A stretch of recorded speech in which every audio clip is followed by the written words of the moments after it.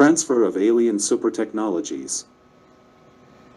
I introduce myself to you. I am the architect Roberto Guillermo Gomez. I have a super advanced yogi training. I reached nirvana on April 4th, 02. Under normal conditions my IQ averages 120/140, in a superconscious state it is 220, and when I am at the level of Buddha consciousness the range is unlimited, my brain being capable of processing information at hyperluminal quantum speed, which gives me the ability to transfinite instantaneous perception. However, this greater information obtained by the superconscious requires constant academic training to then be processed at a conscious level. I am the creator of Neuro-Yoga, a system that facilitates access to superconscious mental states. I study techniques to increase IQ. I have developed the samsaric rational nirvana system accessible to all scientifically trained minds and have written on the use of superconscious states in the scientific method to refine, amplify, and accelerate it. I am the author of 108 books between 2019 and mid-2022. I am currently studying for master's degrees and other online courses, so by the end of 2023 I will add 50 university and tertiary degrees. At the end of 2024 I plan to start my first doctorate in neurosciences, and then I will do another 3. In the rest of my life I plan, God willing, to add 100 degrees to complete my academic and scientific training. In my condition as Buddha I remember all my past lives. In the previous one I belonged to the most advanced humanoid super-civilization in our galaxy, forming part of the High Command. I have been appointed by my hometown as Ambassador Plenipotentiary to Earth. Soon I will reveal the mandate of God the Father towards all humanity and the friendly alien presence among us and his willingness to transfer us supertechnologies that facilitate and allow the human species to reach new levels of advanced, improved and perfected epigenetic evolution and reprocessing of human DNA. I am strangely the only one to have made correct climate predictions about the current acceleration of global warming. In 2009 I warned that positive feedback chain reactions would be triggered across all coupled ecosystems in the 2025/2030 period. I have 2 books written on the subject in 2019 and 2020. And that great structural droughts can occur causing the loss of more than 50% of the world's crops. I was right in predicting the tsunami that hit Japan and that earthquakes and volcanic eruptions would increase, as well as the intensity of hurricanes and typhoons. Also that the North Pole will completely thaw in 2030. Now I call on you for urgent climate action, given that in 2035 it is highly probable that the balance of the planet's thermoequilibrium will break, unbridled warming will be activated and the surface temperature will reach 100 degrees C. A greenhouse effect equal to the planet Venus equals end of all known life on Earth. As predicted by the worst hypothesis of the famous Dr. James Hansen. Stop following false leaders and teachers. What did they do and what are they doing to save the planet? For all of us. They all live for their own benefit, turning religion and politics into business. Do not abandon faith. Through faith we all receive the gift of sacred life and through faith we will obtain salvation in the difficult moments that will soon come. Practice meditation to neurostimulate your brain, increase your IQ, and develop and expand your mind through constant academic study. Give up comfort and mental laziness, learn to focus and work hard, to constantly train to become better and better. Today man has fallen into the worship of AI. He is just a machine, he may think, but he will always be soulless. Don't be fooled or intimidated by his ability. The human mind has the potential to co-process at quantum speed with background cosmic quantum intelligence. There is no limit to the knowledge and power that he can achieve. Within my responsibilities, I will teach humanity to develop the state of samsaric rational nirvana, within the Human Artificial Intelligence, IAH, program that I designed in 1974, anticipating the eruption of AI and the vital competition that would arise. We will all be able to enjoy transfinite hyperluminal perception capacity. At 33 years old I faced and beat Mara. So I asked God, my Father, who am I for all these things to happen to me, and she told me, in heaven you are Metatron and you will become Maitreya Buddha. In 2002 I reached Nirvana. That's all. My job at the newspaper had begun to be affected by the economic crisis and we were being given unpaid leave. In the middle of one, I sat in the living room of my apartment in Padmasana and said, I won't get up until I reach full enlightenment.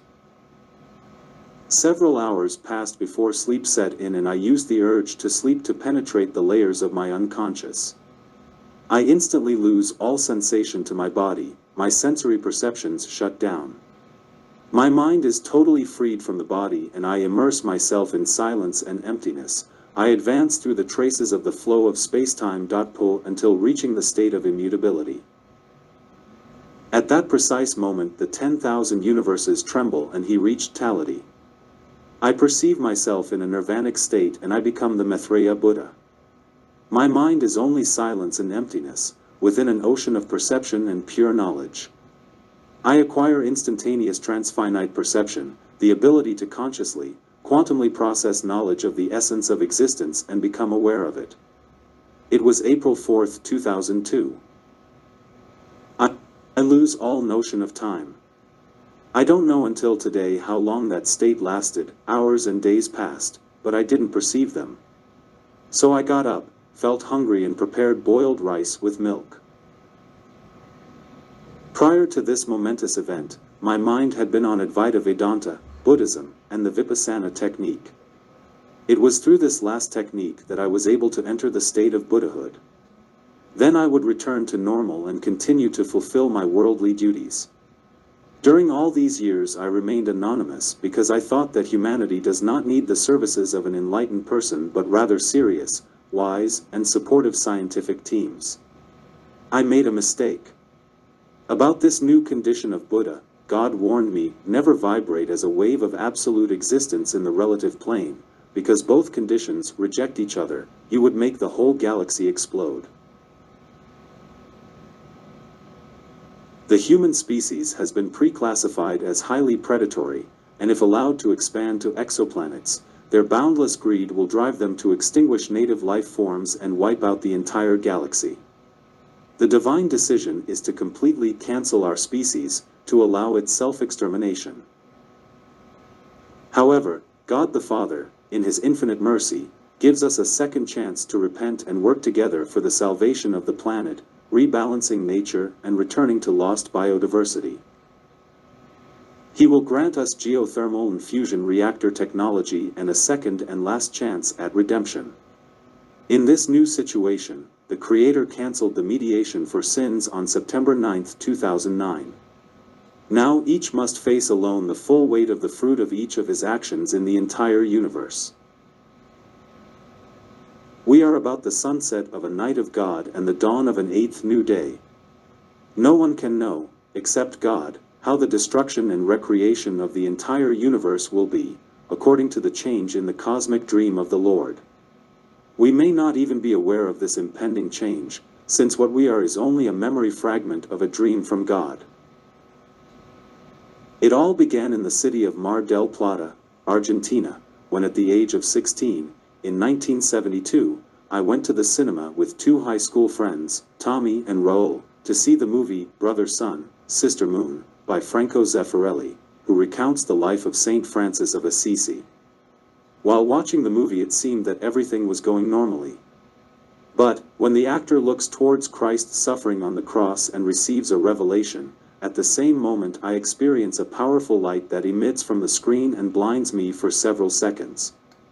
So, I thought, that it would be just my imagination. At the end of the film, all the spectators left the Opera Movie Theater, located between Luro and Independencia Avenues, and I accompanied my friends to take the bus back to their homes. Under these instances Tommy mocks the film's message, saying, "Today the only thing that matters is materialistic interests, no one really believes in God anymore." Hearing these words, unexpectedly, I burst into tears, unable to contain my emotion. A very powerful anguish seizes my soul. I leave my two friends and I walk through the streets. I pass in front of the Cathedral Church of Santos Pedro and Cecilia, on San Martin y Mitre Street, and I find it closed. I reflect then that even the house of God on earth, they leave it under lock and key and set schedules, when it should be open to everyone, 24 hours a day. Tears continually flowed from my eyes and nothing seemed to be able to calm my tremendous spiritual anguish. What affected me so much is having suddenly become aware of people's scant faith in the existence of God. I was in a state of consciousness completely unknown to me. Nothing like this had ever happened to me before. I continue walking along San Martin Street until I reach the coast. There I go down to the beach and walk to the tip of the jetty of that place. I look at the dark blue dome sifted with stars, merging on the horizon with the Atlantic Ocean, searching for an answer. Suddenly, the whole scene changes and lights up powerfully. Then my spiritual eye opens. For the vision of my mind, trillions of beings populating the firmament appear, and all in chorus repeat, "Lord of Heaven, save us." I try to see who the person they are addressing is, but I don't see anyone. A second later, I see a brighter light on the altar. I feel my soul being drawn towards her. Intuitively I know that I am at the foot of the throne of God. When I got there, I heard a powerful voice tell me, "Son, you are spirit, I give you power over everything that is below me." As soon as I heard the latter, instantly the vision disappeared and everything returned to normal, with all the stars in their place. I felt that the oppression in my chest, which was suffocating me, had disappeared. I retraced my steps and returned to San Martin Street. I could see that my friend Raoul had followed me, surely it had worried him. But I didn't want to talk to him, I needed to be alone and meditate on what had just happened to me. I experienced a new kind of joyful peace inside me. It could all be nothing more than pure imagination, but I had decided to firmly believe that God does exist, so at that level everything is possible. Years later, during my training as a Western yogi, I would understand the importance of holding this psychology of thought in order to transcend material limitations. All ideas of the impossible had been undone in me. At that time I only believed in God the Father. I did not believe in the Virgin Mary.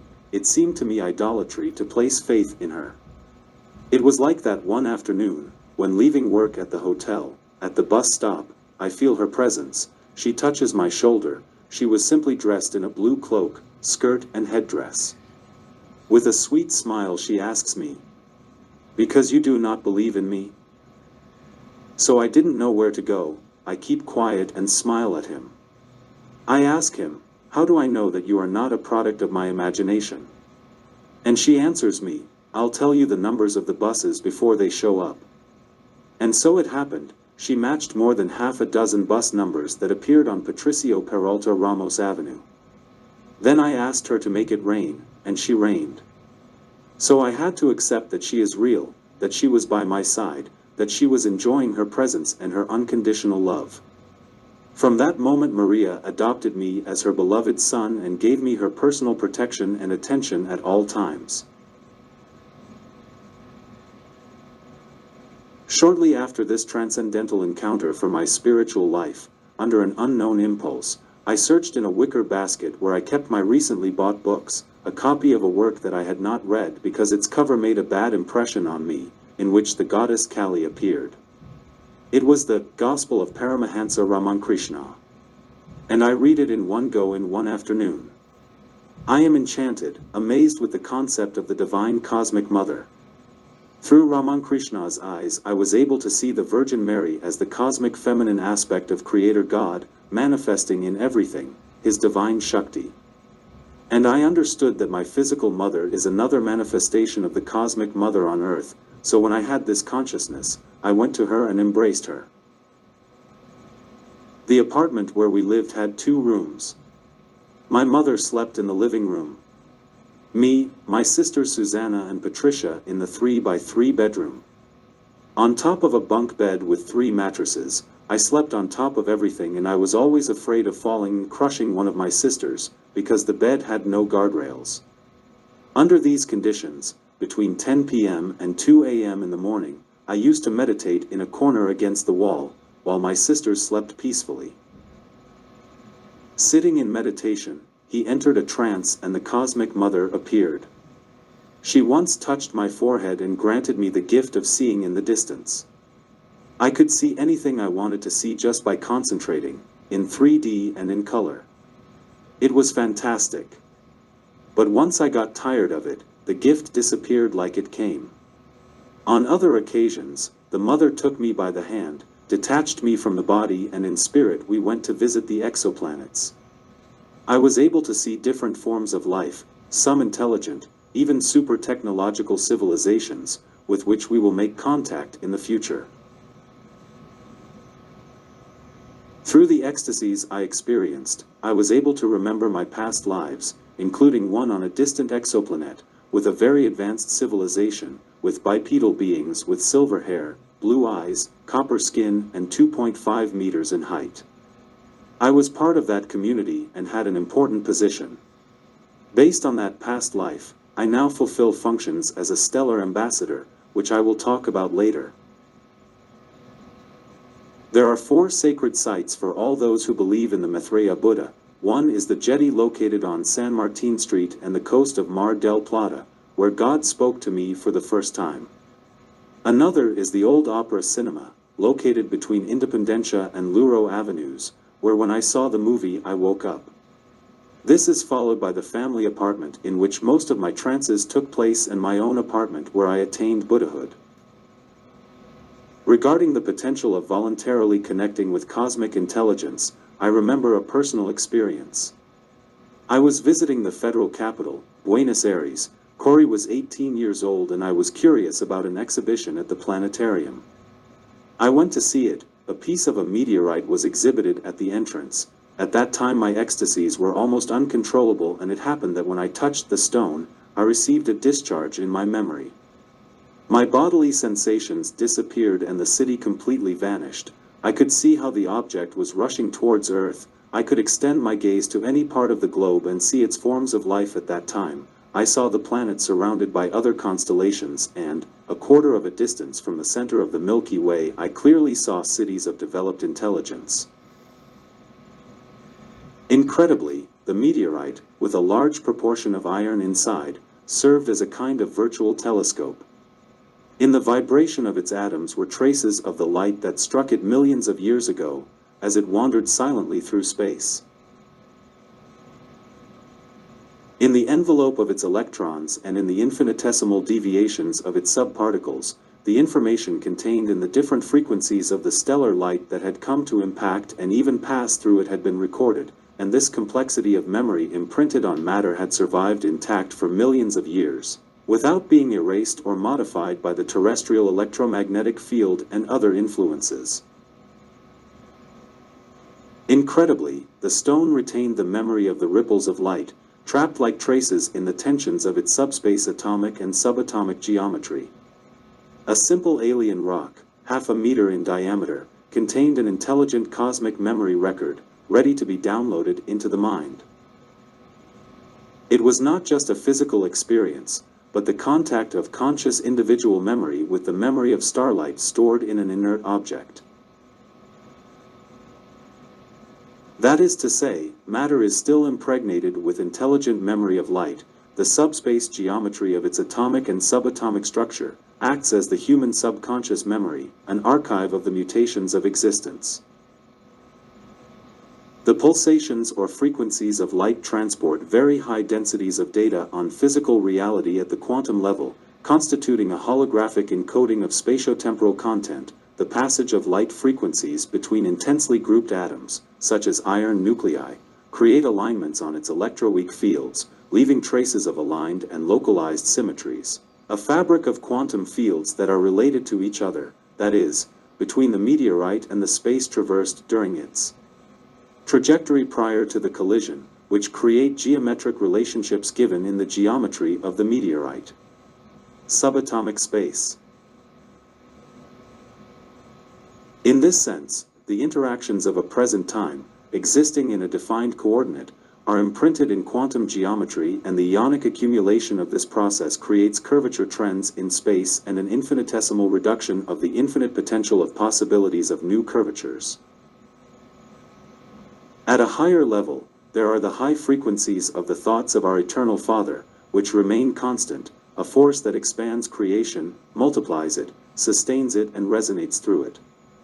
Through intuition, myriads of civilizations interpret reality by connecting internally with the source of cosmic thoughts, which is always constant.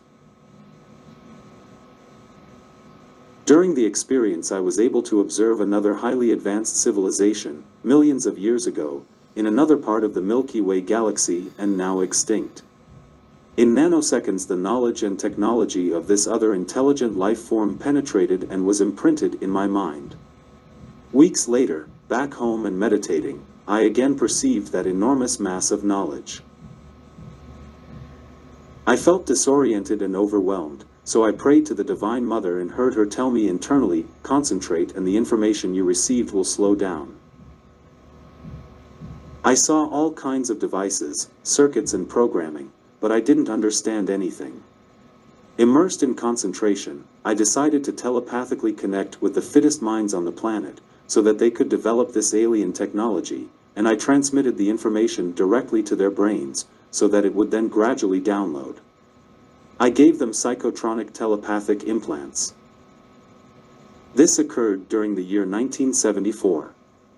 And this fact is related to advances in digital technologies and artificial intelligence.